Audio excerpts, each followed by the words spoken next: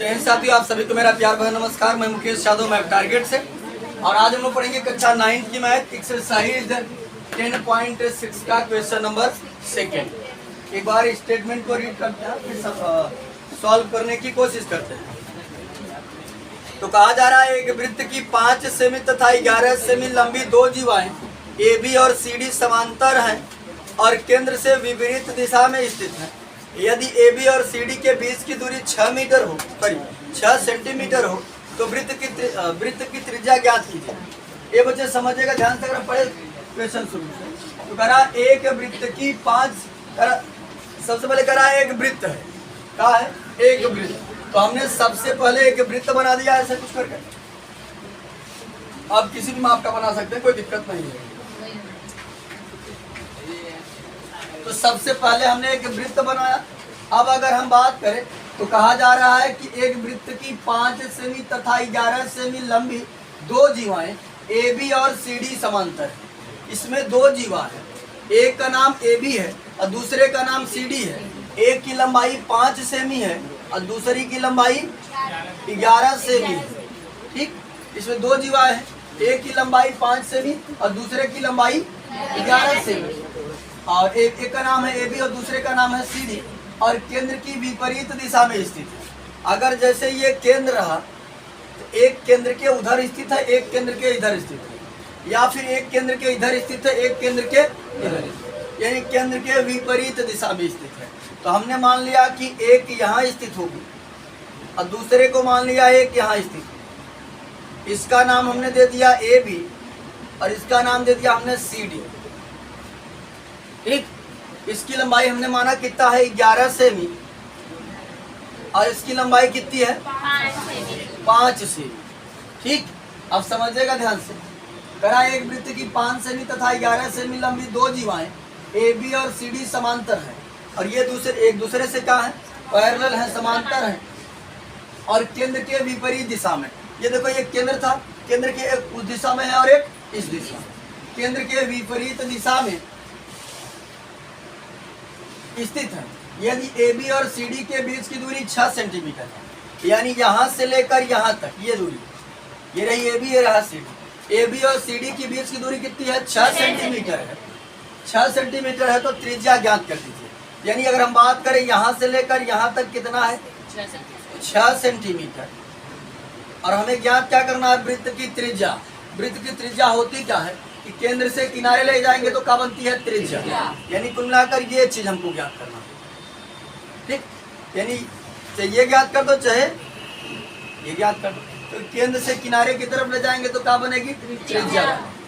यानी कुल मिलाकर हमने नाम दे दिया, यहाँ नाम दे देते हैं ओ, यहाँ पर एम नाम दे देते हैं, यहाँ पर नाम देते हैं एम। ठीक, तो यानी कुल मिलाकर हमको ओ एम अथवा ओ ए अथवा ओ डी की लंबाई ज्ञात करना है। चाहे हम ओ ए की लंबाई बता दें तब पर भी त्रिज्या, ओ डी की लंबाई बता दें तब। ठीक, तो हमने वही लिखा दिया है, एक वृत्त की दो जीवाएं ए बी और सी डी एक दूसरे से 6 सेंटीमीटर की दूरी पर स्थित है। जैसा कि कहा गया था यहाँ से यहाँ तक की दूरी कितनी है 6 सेंटीमीटर। ठीक, यानी ए बी और सी डी जो वो एक दूसरे से कितनी दूरी पर स्थित है 6 सेंटीमीटर की दूरी पर स्थित है, और ज्ञात करना है वृत्त की त्रिज्या। ये बच्चे समझिएगा, अगर हम वृत्त में कोई सा भी जीवा खींचे, ऐसे समझे ये जीवा रही, और अगर इस जीवा पर हम एक रेखा केंद्र से ले आकर के मिलाए तो ये रेखा हमेशा जीवा पर लंब होती है, और साथ ही साथ इस जीवा को 2 इक्वल पार्ट में डिवाइड करती है। हमेशा ये जानते रहिएगा कि अगर किसी जीवा पर हम केंद्र से अगर कोई रेखा खींच रहे हैं तो वो उस जीवा को क्या करती है 2 बराबर भागों में बांटती है, साथ ही साथ उस जीवा पर क्या होती है परपेंडिकुलर। ठीक, अगर हम बात करें तो ओ एम परपेंडिकुलर होगा किस पर ए बी पर, और ये ए एम और बी एम 2 इक्वल पार्ट में बढ़ जाएगा, है ना। इसी प्रकार से ओ एन परपेंडिकुलर होगा सी डी पर, और ये जो सी डी है 2 इक्वल पार्ट में डिवाइड हो जाएगा। यहाँ से ध्यान से बाद में पढ़ना पड़ता है। ये जो सी डी है ये 2 इक्वल पार्ट में क्या हो जाएगा डिवाइड हो जाएगा, 2 बराबर भागों में। तो समझिएगा ध्यान से, यानी O M perpendicular A B, तो ये चीज जो है, ये जो ए बी है कई बराबर भागों में बटेगा, 2 बराबर भागों में बटेगा। यानी ये जो AM और ये जो BM है, यानी AM बराबर क्या हो जाएगा, BM। AM बराबर होगा BM। अरे बच्चे हमने एक बार नहीं कई बार इस बात को बताया है कि कोई चीजें बराबर बराबर में तब बढ़ती हैं जब वो पूरे का पाती हैं आधा। जैसे अगर हम कहते हैं कि 12 को 2 इक्वल पार्ट में डिवाइड करो, 2 कितना आएगा, 6। 2 बराबर भागों में अगर बांटेंगे तो 6 और 6 आएगा। अब ये बताओ जो 6 है ये 12 का कितना है, आधा। ये 12 के पूरे का है आधा। यानी अगर 12 का हम आधा करेंगे कितना हो जाएगा, 2 छंग। तो कोई चीज बराबर बराबर में तब बढ़ती है जब वो आधे आधे में बढ़ती है। ठीक, तो चलिए आधे की बात आई गई तो पूछ लेते हैं। ये बताओ 1/4 का आधा कितना हो, 1/8। कंफ्यूज मत होइएगा, जिसका भी आधा निकालना होता है 1/2 से गुणा कर देते हैं। तो 1 1 के 1 4 दूनी 8। 1/4 का आधा 1/8। तो बात बताइए। तो कोई चीज बराबर बराबर में तब बढ़ती है जब वो आधे आधे बढ़ती है, यानी 2 बराबर भागों में तब बढ़ती है। 2 बराबर भागों में वो तब बढ़ती है जब वो क्या करती है, पूरे का आधा भाग। इसका मतलब है कि AM जो है ये पूरे AB का पाएगा, आधा। यानी मैं लिख सकता हूँ कि AM बराबर 1/2 इसका AB, यानी ये पूरे का पाएगा, आधा। अब अगर मैं बात करूँ AM बराबर 1/2 AB मतलब पहली जीवा कितनी है, 11। इसको मान लिया 11। ये हमारा AM बन करके तैयार हुआ 11/2। 11 के 11 11/2 से। इसी प्रकार से यदि बच्चे हम बात करें तो देखो ये ON भी इस पर परपेंडिकुलर है ना, ये भी परपेंडिकुलर है। तो ये भी क्या करेगी, CD को 2 बराबर भागों में बांट देगी। यानी अगर बात करें हम DN जो पाएगा, DN ये पूरे का पाएगा, आधा। किसका आधा, CD का। तो 1/2 CD, यहाँ लिख दो ON परपेंडिकुलर CD। ठीक, क्या समझे, ये हो जाएगा DN बराबर 1/2 CD कितना है, 5। ये बन जाएगा DN बराबर 5/2। ठीक, तो अब हमें कुल मिलाकर के ज्ञात तो करना है किसकी लंबाई, त्रिज्या की, है ना। लेकिन बच्चे समझेगा, अगर हम देखें तो यहाँ पर हमारा समकोण त्रिभुज बन रहा है। समकोण त्रिभुज बन रहा है, मैं पाइथागोरस प्रमेय लगा सकता हूँ। लेकिन समझिएगा पाइथागोरस प्रमेय लगाएंगे कैसे, जब 2 भुजाएं पता रहती हैं तब तीसरी भुजा को ज्ञात करने के लिए हम पाइथागोरस प्रमेय लगा देते हैं। अगर बात करें हम इस त्रिभुज में बात करें तो ये तो हमको पता है और ज्ञात हमको OA करना है, लेकिन ये हमको नहीं पता है। OA हम पता है का, इस अगर यहाँ ध्यान, लेकिन हमको ये पता है कि यहाँ से यहाँ तक कितना है, 6 सेमी। ये बच्चे समझेगा, जैसे अगर हम बात करें 2 लोगों का हिस्सा मिलाकर 12 रुपए है, अगर एक जन का हिस्सा 8 तो अगले जन का, कैसे पता, आपने टोटल में से क्या किया, पहले का हिस्सा घटा दिया, ऐसे किया आपने तभी तो आया। ठीक, 12 - 8। अब ऐसे अगर मान लें, अगर इतने को हम मान लें कि ये x है, इतनी लंबाई को हमने मान लिया x, इतनी लंबाई क्या बनेगी, 6 - x, क्योंकि पूरे में से ये घट जाएगा ना। ये देखो अगर ये पूरा 12 है और यहाँ से यहाँ तक x है, तो इतना हमको ज्ञात करना है, मानते हैं AM या BM मान लीजिए। अगर हमको इतना ज्ञात करना है तो पूरे में से इतना निकाल देंगे तभी नहीं इतने बचेगा। और मिटाना है, मिटा दिया, मिटाना मीन्स घटाना। किसको मिटा रहे, देखो पूरे में से पूरा कितना था, 12। 12 में से किसको मिटा रहे हैं, ये x, तो कौन बचा। इसी प्रकार से अगर हम इसकी बात करें, ये लंबाई कितनी हो जाएगी, 6 - x। अब हम आसानी से पाइथागोरस प्रमेय लगा सकते हैं। तो बात कर लेते हैं त्रिभुज, सबसे पहले AOM में, यानी इस त्रिभुज में, छोटे वाले में AOM में ये हो गया कर्ण। बच्चे होता है फार्मूला, जो नहीं जानते उसमें जान, कर्ण स्क्वायर बराबर लंब स्क्वायर प्लस आधार स्क्वायर। तो कर्ण हमारा 90 अंश के सामने की भुजा को हम कर्ण कहते हैं। तो कर्ण का है OA स्क्वायर बराबर, कर्ण स्क्वायर बराबर लंब स्क्वायर, लंब है OM, लंब स्क्वायर प्लस आधार स्क्वायर, लंब हो गया OM, आधार कौन हो गया AM स्क्वायर, है ना। ये बच्चे फिर समझिएगा ध्यान से। तो OA स्क्वायर बराबर हमारा हो जाएगा, देखो OM की लंबाई हमको कितना दिया है, x हमने माना ना x, क्या हो जाएगा x स्क्वायर प्लस AM की बात करें तो AM कितना हमने निकाला है 11/2 का स्क्वायर। ठीक, इसको मानना चाहो तो मान लो समीकरण फर्स्ट। इसी प्रकार से यदि हम ऊपर वाले त्रिभुज में बात करें तो 90 अंश के सामने की भुजा को क्या कहते हैं, कर्ण। ये हो जाएगा हमारा कर्ण, ये लंब और ये आधार। OD स्क्वायर बराबर, OD स्क्वायर बराबर समझिएगा ध्यान से, लंब है ON,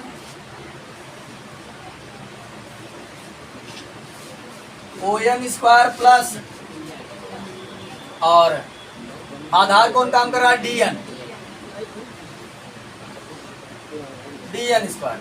यहां समझो बच्चे ध्यान से, ये जाएगा हमारा OD स्क्वायर बराबर ON कितना है, ON ये हमने माना 6 माइनस x, यानी इतना अगर x है तो ये इतना कितना बनेगा 6 माइनस x बनेगा। ठीक, क्योंकि हमारा 6 माइनस x का होल स्क्वायर प्लस DN कितना है 5/2 का स्क्वायर, और इसे मान लेते हैं समीकरण 2। ये बच्चे यदि हम बात करें OA भी हमारी त्रिज्या है और OD भी हमारी त्रिज्या है, एक ही वृत्त की त्रिज्याएं आपस में क्या होती हैं, बराबर होती है। क्या लिखेंगे, OA और OD एक ही वृत्त की त्रिज्याएं हैं, एक ही वृत्त की त्रिज्याएं, एक ही वृत्त की त्रिज्याएं हैं। ठीक, चूंकि OA और OD एक ही वृत्त की त्रिज्या है, OA और OD आपस में क्या होंगी, अगर OA और OD बराबर है उनका स्क्वायर भी बराबर है। क्या समझिए, हो जाएगा, इसलिए OA स्क्वायर बराबर OD स्क्वायर। अब अगर बायां पक्ष बराबर तो दायां पक्ष क्या होगा, बराबर होगा। तो यहां समझो बच्चे ध्यान पूर्वक,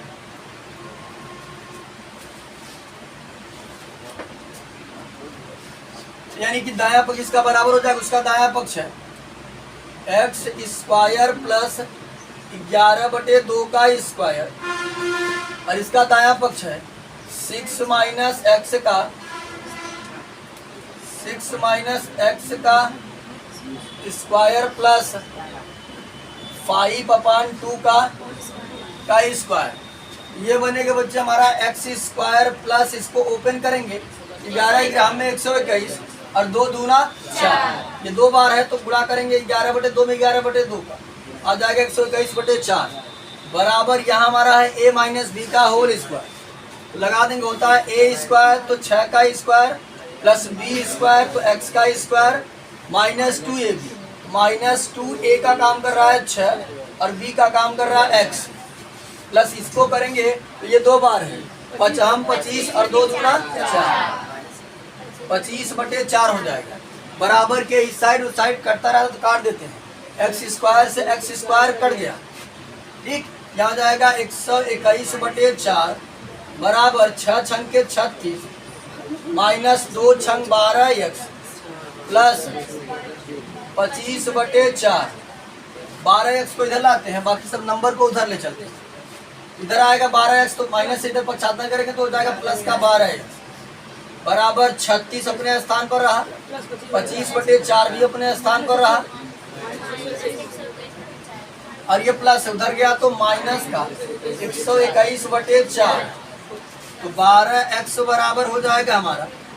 अब यहाँ समझिएगा बच्चे ध्यान पूर्वक, इसके बटे माना जाता है 1, लास लेंगे तो आ जाएगा 4, 1 से भाग करेंगे 4 में तो 4 ही बार जाएगा, 36 चौको 4 छंग 24 4 3 12 144 हो जाएगा, 144 4 से भाग कर कई बार जाएगा, प्लस का 25 से होगा। 4 से भाग कर एक बार जाएगा, 121 से होगा। तो 12x बराबर अगर बात करें हम 144 और ये 25 169 हो जाएगा, है ना। 169 माइनस 121/4। अब घटा देंगे, अगर बात करें हम घटाने पर तो कितना आएगा, 12x बराबर ये बच्चे 5 9 में से 1 गया तो 8, और यहाँ बाकी 6 में से 2 गया तो 4, बाकी 1 में से 1 गया तो 0। अब 12 1 के 12, 12 चौक बटन 4 है का क्या समझे, 12 1 के 12, 12 चौक 48, 4 से 4 कट गया, x बराबर आ गया 1। और हमें x की वैल्यू नहीं बल्कि क्या निकालना था, त्रिज्या निकालना था। हमने 2 समीकरण माना था। अब x का मान चाहे समीकरण 1 में रख दे चाहे समीकरण 2 में रख दे, तो हम एक x मान कहाँ रखेंगे, समीकरण 1 में। यहाँ लिखेंगे x का मान समीकरण 1 में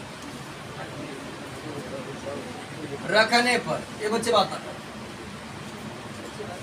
जब x की वैल्यू हम समीकरण 1 में रखेंगे तो समझिएगा बच्चे ध्यान से। समीकरण 1 हमारा वहां रहा, लिखा था OA स्क्वायर, तो हमने लिख दिया OA स्क्वायर बराबर x का मान कितना है 1, तो 1 का स्क्वायर प्लस 11/2 का स्क्वायर। सॉल्व करेंगे, OA स्क्वायर बराबर बनेगा 1 का स्क्वायर 1 ही होता है, 11/2 का स्क्वायर करेंगे तो 121/4।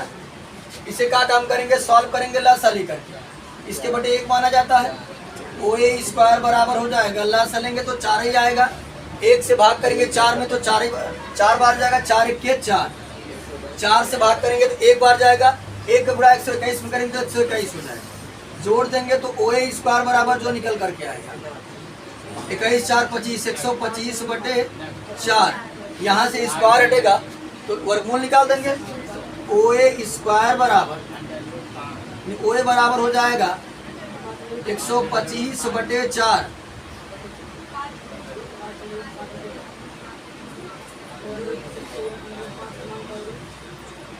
तो OA निकालेंगे कितना, 125 का वर्गमूल 5/5। OA बराबर हो जाएगा 5/5/4। ठीक है, लास्ट में लिखा है 5/5/4। यही हमारी वृत्त की त्रिज्या हो जाएगी। ठीक, तो वृत्त की त्रिज्या हमारी जो बनेगी वो कितना बनेगी, अच्छा ये 4 का वर्गमूल 2 आएगा, सॉरी यानी देखा ऊपर। ये बच्चे ये लास्ट स्टेप को ऊपर लिख दे रहे हैं, ये बच्चे समझे ध्यान से। लास्ट स्टेप को यहाँ लिख दिया हमने, OA बराबर 125 का वर्गमूल निकालेंगे तो 5/5 आएगा, और 4 का वर्गमूल हो जाएगा 2, हो जाएगा 5/5 सेंटीमीटर। यही हमारी क्या बन गई, वृत्त की त्रिज्या। ठीक, तो आज की क्लास में हमने एक्सरसाइज 10.6 का क्वेश्चन नंबर 2 जो है उसे समाप्त कर लिया है। बाकी जो बचे हुए क्वेश्चन है उसे नेक्स्ट क्लास में कंप्लीट करने का प्रयास करेंगे। इस वीडियो में इतना ही, बाकी मिलते हैं नेक्स्ट वीडियो में, तब तक के लिए।